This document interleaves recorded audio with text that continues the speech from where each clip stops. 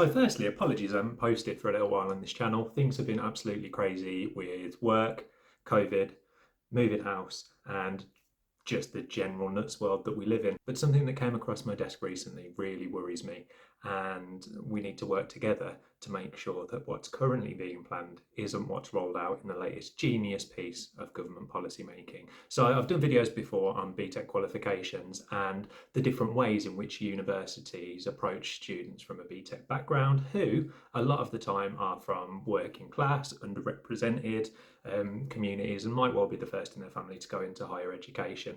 The government have decided that these BTECs aren't actually a qualification that they really want around anymore. So in the midst of COVID-19, the pandemic, and in the midst of fiascos year on year around GCSE and A-level examinations, the government's decided to scrap them.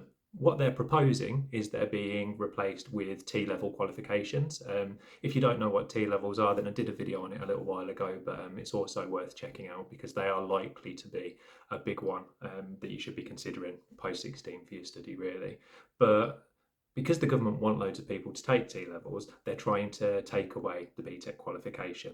And this is something that's caused an absolute uproar amongst widening participation practitioners who work for universities like me, college lecturers, teachers, and a whole host of other groups, because we know how important those BTEC qualifications are. And it's something that's mentioned in the own Department for Education's impact assessment, that this is likely to disadvantage individuals who are already struggling most in terms of their own economic circumstances.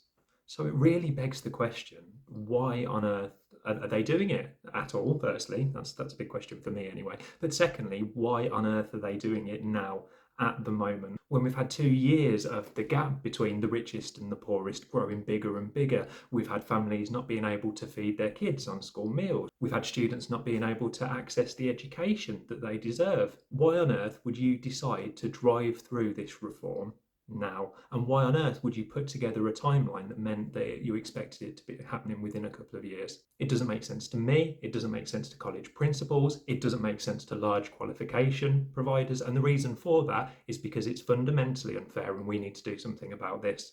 Now, a group called NEON, the qualification provider Pearson, and a whole host of other large national groups have got together to put forward a petition to government to protect these qualifications and manage the transition perhaps to an alternative post-16 qualification model fairly.